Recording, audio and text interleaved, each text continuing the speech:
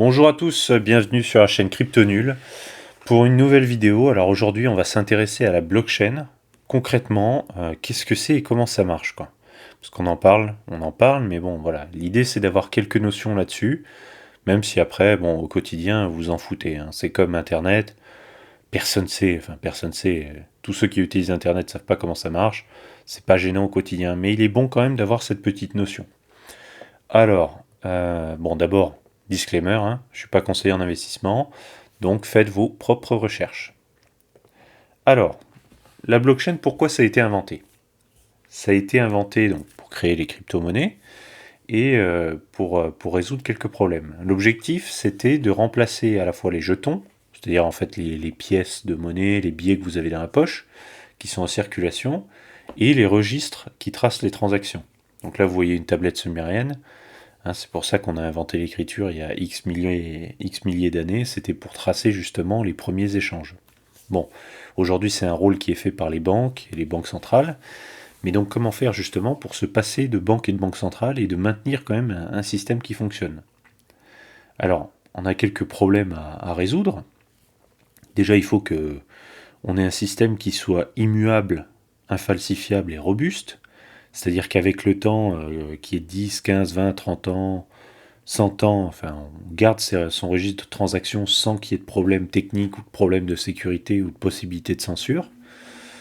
Ensuite, il y a un truc, alors, c'est très facile quand vous faites des échanges dans la vraie vie, mais quand on les fait sur Internet, etc., c'est de s'assurer de la chronologie avec une référence de temps commune des échanges. C'est-à-dire qu'il faut vraiment garder l'ordre chronologique des transactions, sinon ça peut poser des problèmes de double transaction ou de transaction inversée, enfin ouais, ça peut foutre le bordel. Et ça c'est pas si simple, parce que les ordinateurs ne partagent pas facilement une même heure, euh, surtout si on descend comment dire, à des échelles de temps très très faibles, hein. Et enfin, eh ben, il y a aussi le problème de validité et de validation des transactions de manière décentralisée avec un réseau de validation. Alors je m'explique, quand vous avez une banque ou une autorité, un système où c'est une autorité qui tamponne et qui valide les transactions de manière centralisée, c'est facile. Maintenant, quand vous voulez un système décentralisé justement pour qu'il soit entre guillemets incorruptible, euh, donc il faut que le réseau soit capable de se mettre d'accord entre eux, et ça c'est assez compliqué à gérer. Ça revient en fait à résoudre un problème assez classique et ancien qui est connu sous le nom du problème des généraux byzantins. Euh, En gros, le concept, hein, je vous la fais courte, mais c'est vous avez plusieurs généraux qui sont censés être alliés et qui doivent attaquer une ville assiégée. Le but, c'est qu'ils mènent leurs attaques de manière coordonnée, c'est-à-dire on attaque ensemble, on bat en retraite ensemble, et voilà, ils peuvent communiquer que par message. Le problème, c'est que parmi ces généraux-là, vous pouvez avoir des traîtres, en fait, ou des messagers qui sont des traîtres.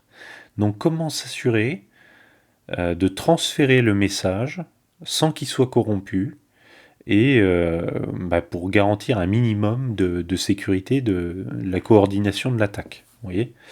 Et donc c'est ça que la blockchain typiquement, et la blockchain Bitcoin a réussi à résoudre en maintenant comment dire, en mettant en place un système qui permet de faire face à 50% de traîtres. Quoi. Faut qu'il y ait plus de 51% de traîtres pour que ça merde, ce qui est énorme. Enfin, c'est super compliqué du coup à corrompre. Mais on va y revenir. Donc, voilà les problèmes que la blockchain veut résoudre. Et pour ça, eh ben, on a créé le concept de blockchain, et blockchain parce que c'est une chaîne de blocs. Alors, de quoi se composent ces blocs? Ces blocs, en fait, c'est les fameux registres de transactions qui vont garantir l'unicité des échanges, qui vont garantir l'horodatage aussi des échanges, hein, donc comment dire, la chronologie des échanges, etc., etc. Alors ça se compose de quoi? En fait, un bloc, ça va être, euh, un paquet de transactions à valider, avec d'abord en tête de bloc, vous avez un en-tête. Imaginez un haut de page avec quelques informations, la date du jour, l'heure, etc. Bon, les versions de la blockchain. Voilà, bon, bref, vous avez quelques informations génériques. Ensuite, vous avez le hash du bloc précédent. Alors ça, je vais y revenir dans les planches d'après, mais en gros, c'est la signature de la page précédente. C'est un peu comme si vous importiez la dernière ligne, le numéro de page de la page précédente, du bloc précédent, pardon. Ensuite, vous avez le paquet de transactions à valider. Ensuite, vous avez la proof of work, la preuve de travail. Ça aussi, j'y reviens juste après. Mais en gros, c'est justement c'est ce qu'on appelle un algorithme de consensus, c'est-à-dire une énigme algorithmique à résoudre avec son ordi, qui va garantir plusieurs fonctions. Déjà, elle va prendre 10 minutes à être réalisée par les ordis. Donc, elle va contribuer à l'horodatage des blocs, à garantir le fait que chaque bloc prend à peu près 10 minutes à être créé. Ça va répondre aux problèmes aussi, justement, que je viens d'évoquer, des généraux byzantins. Donc c'est grâce à ce système algorithmique qu'on va pouvoir se parer d'attaques à 51%, hein. Enfin jusqu'à 51%, donc justement, tant qu'on a moins de 50% de traîtres, on est bon dans le réseau. Ensuite, et ça c'est assez performant parce que normalement les algorithmes de base c'est 33%, ils sont fiables jusqu'à 33% de traîtres dans un réseau, là 50% c'est vraiment beaucoup. Ensuite c'est un système, la Proof of Work, qui force à dépenser de l'énergie pour valider un bloc, pour trouver une solution algorithmique, mais c'est une solution algorithmique qui se vérifie très facilement par les autres. Donc voilà, bon, vous allez voir après. Et tout à la fin du bloc, vous avez le hash du bloc, qui est la signature du bloc. Et cette signature de bloc, là, ce bas de page dépend de toutes les informations précédentes du bloc, qui elles-mêmes dépendent du bloc précédent, puisqu'on importe la signature du bloc précédent. Bon, là, c'est assez dense, mais vous allez voir, vous allez mieux comprendre dans un instant. Donc, le hash. Qu'est-ce que c'est que le hash ? Je viens d'en parler. Le hash, ça vient d'une fonction c'est le résultat d'une fonction de hachage, type SHA 256. Qu'est-ce que c'est qu'une fonction de hachage ? C'est vachement utilisé en cryptographie. C'est une fonction à sens unique, un peu comme un hachoir.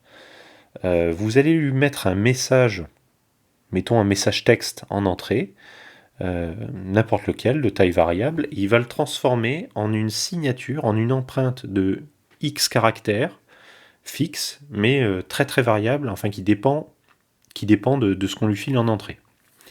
Donc c'est comme un hachoir, hein, en fait, vous foutez un morceau de viande, vous mettez un enfant, vous mettez votre chien, vous mettez ce que vous voulez, ça va faire de la bouillie en sortie et vous n'allez pas deviner. Il est impossible, le concept c'est d'être impossible de deviner ce qu'il y avait avant la fonction de hachage, quoi. Donc de la même manière, vous ne pouvez pas reconstituer la viande que vous avez mis en entrée avec la viande hachée que vous avez en sortie d'un hachoir. Et donc concrètement, c'est ça l'objectif. Et là, vous voyez en exemple, là on a deux messages un petit peu différents. Alors qu'il n'y a que les deux derniers chiffres des messages qui changent, le message ici, la signature, pardon, le hash, change complètement. Là, ça commence par D109, etc. Là, ça commence par plusieurs zéros. Enfin, si vous regardez bien, ça ressemble pas du tout. Et il y a juste deux chiffres qui changent. Et justement, le fait de rajouter des suites de chiffres, là, comme ici, là, je vous montre, ça, c'est fait exprès, c'est fait justement pour complexifier encore le résultat des fonctions de hachage, ce qu'on appelle mettre un grain de sel, mettre un nonce, pour complexifier encore le message, etc. Et ça va intervenir juste après dans la preuve de travail. Donc, quand je vous ai dit tout à l'heure que le hash d'une page, etc., c'est un peu la signature de la page, en fait, on va prendre toutes les données du bloc, on la fout dans un hachoir, bam, on obtient une signature et c'est la signature du bloc. Et donc ça on a vu, et maintenant la preuve de travail, qu'est-ce que c'est ? C'est un petit peu justement le but, je vous ai dit que c'est impossible de remonter le courant et de savoir ce qu'il y avait avant le le hachis parmentier là. Mais justement, c'est un petit peu ça l'objectif de la preuve de travail, c'est de trouver un nombre, un résultat qui permet d'obtenir une signature qui commence au moins par un certain nombre de zéros. Donc si vous voulez, je reprends, on se fixe un objectif de signature, on se dit qu'en sortie du système, on veut une signature qui ait au moins 4 zéros devant, par exemple. Et ben on va faire varier le nombre à la fin du message, là, donc vous voyez à la fin de Bonjour Monde, on va faire varier ce nombre-là jusqu'à obtenir un message qui commence par 4-0. Et ça, c'est super chiant parce qu'en fait, ça vous oblige à faire toutes les combinaisons possibles. Vous pouvez pas, il n'y a pas un truc pour gruger le système. L'ordi, pour trouver cette solution, il est obligé de tester toutes les données en entrée possibles jusqu'à tomber sur un truc qui marche miraculeusement. Et ça, c'est calibré, dans le cas de Bitcoin, c'est calibré selon deux paramètres, hein, donc le nombre de zéros en début de message, mais aussi le nombre rouge, là, il doit être inférieur à une certaine valeur. Le nonce doit être inférieur à une certaine valeur. Et ça, c'est calibré pour que, en moyenne, ça prenne 10 minutes aux ordis pour trouver la solution. Et c'est mis à jour continuellement, c'est-à-dire que même avec la puissance de calcul qui s'est multipliée en 10 ans, là, depuis la création de Bitcoin, eh ben, quoi qu'il arrive, ce système se met à jour tous les 2016 blocs, je crois. Il se met à jour pour que, quoi qu'il arrive, en moyenne, ce soit à peu près 10 minutes le temps pour trouver une solution. Donc voilà. Alors en fait, dans le cas du Bitcoin, c'est même pire que ce que je viens de vous décrire parce que c'est des fonctions c'est du double hachage. Donc imaginez vous passez 2 fois de suite par un hachoir comme ça. Donc c'est quand même super dur pour les ordis de trouver la solution. Mais ça, l'intérêt que ça a, c'est que ça va créer une difficulté à valider un bloc de transaction.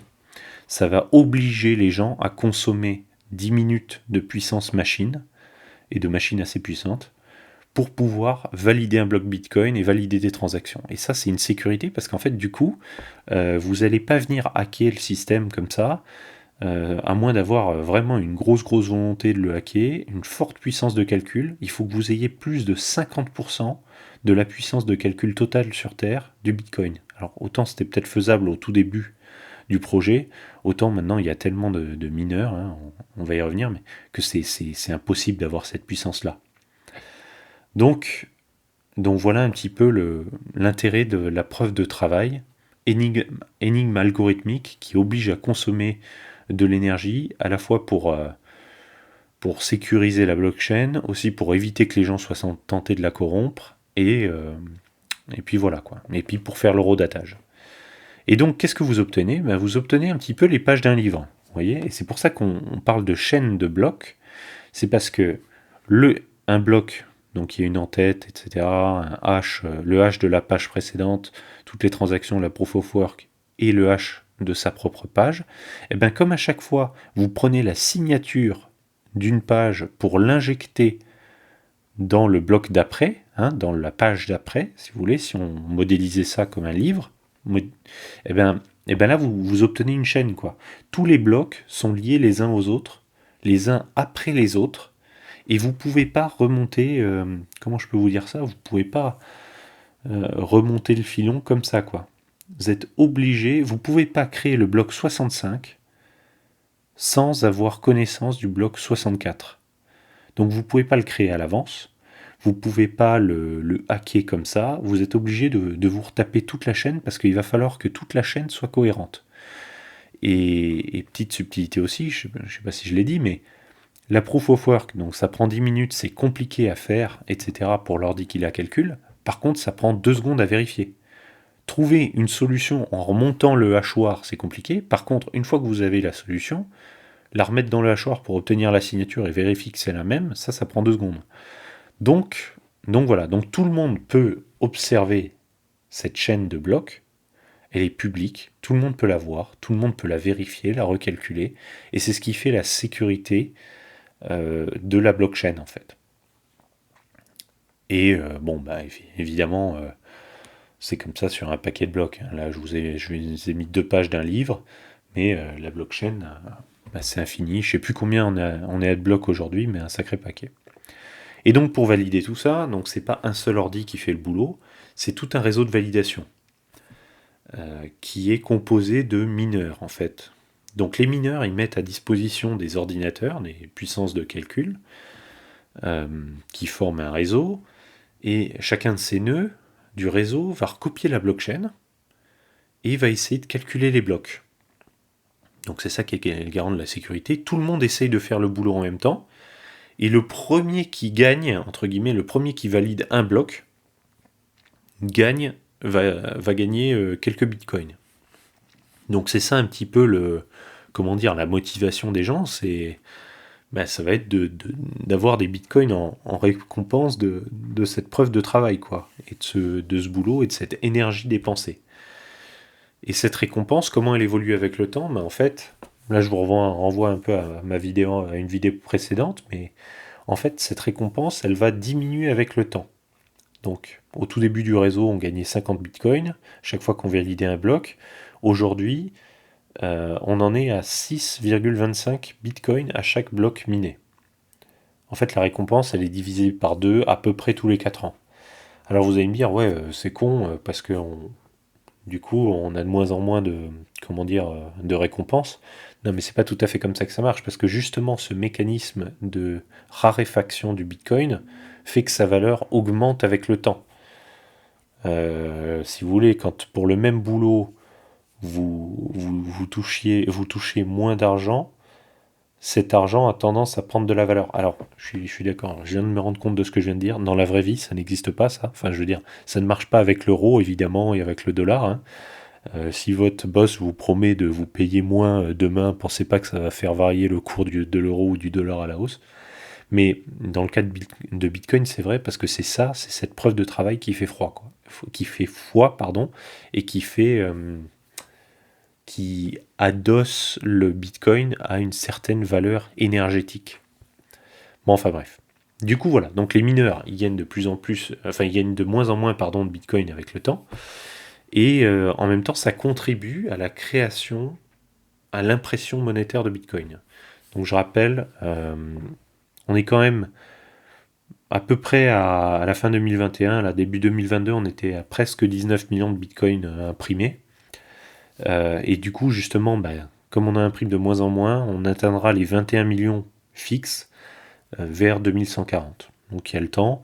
Et après, vous allez me dire, avec quoi, une fois qu'on a imprimé tous les 21 millions de bitcoins, qu'est-ce qui se passe? Là, ça n'empêchera pas de payer quand même les gens qui participent au minage, de les payer avec des frais de transaction qui seront prélevés à chaque transaction, quoi. Donc voilà. Mais voilà grosso modo en gros comment ça fonctionne. Et c'est ça qui contribue à faire ce mécanisme unique de création monétaire déflationniste et qui est similaire à l'or. Je vous renvoie toujours à mes vidéos précédentes. Voilà, donc voilà à peu près comment fonctionne la blockchain Bitcoin. Alors vous allez me dire, ouais, ok, mais les autres blockchains, ça marche comment? Est-ce que c'est toujours le même concept? En fait, il y a toujours des petites variations. Alors les premières blockchains qui ont recopié Bitcoin, elles ont varié sur la taille, si vous voulez, la taille du bloc, du nombre de transactions en mémoire, etc. Sur le temps de la proof of work. Je vais peut-être dire des bêtises, mais je crois que le Litecoin, par exemple, la proof of work, elle est fixée à 2,5 minutes au lieu de 10 minutes. Quelque chose comme ça, hein. Je suis plus sûr de moi. Ensuite, ça peut être des blockchains publiques ou privées. C'est-à-dire que vous allez pouvoir visualiser sans problème, n'importe qui peut avoir accès à la blockchain, soit non, c'est chiffré, vous ne pouvez pas. Après, il y a d'autres fonctions, d'autres algorithmes de consensus, hein, plus économes en énergie, parce que, comme je vous l'ai dit, la proof of work, là, ce système de preuve de travail, ça consomme quand même énormément d'énergie, de temps de calcul. Alors, il y a d'autres systèmes qui sont moins gourmands. Vous entendrez parler de proof of stake, de delegated proof of stake, proof of history avec Solana, enfin bref. À chaque fois, on a essayé de réinventer un peu la poudre et d'autres systèmes plus ou moins efficace. Enfin, à chaque fois, c'est toujours une question de compromis, hein. C'est un compromis entre sécurité, décentralisation, rapidité et scalabilité. Bref. Autrement, c'est aussi, je l'ai dit pour la blockchain Ethereum, mais ça permet, d'autres blockchains permettent de stocker autre chose que des transactions et permettent de faire tourner des smart contracts ou des tokens ou des NFT. Et elles ont aussi parfois d'autres mécanismes de création monétaire, c'est-à-dire que là, Bitcoin, je vous l'ai dit, c'est limité à 21 millions de Bitcoin, imprimés de telle manière, comme évoqué sur la page précédente. Il y en a d'autres, elles ne sont pas limitées, il y en a d'autres, enfin voilà, chaque blockchain a son mécanisme, hein, donc voilà, c'est des petites variations qui font qu'elles peuvent avoir chacune leurs avantages et leurs inconvénients.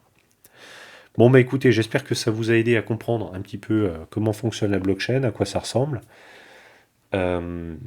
Pour ne pas rater mes prochaines vidéos, je vous invite à me suivre d'abord sur YouTube, donc abonnez-vous à la chaîne, likez la vidéo, abonnez-vous, mettez la petite cloche. Abonnez-vous aussi à mon canal Twitter et à mon canal Telegram. Allez, je vous dis à bientôt.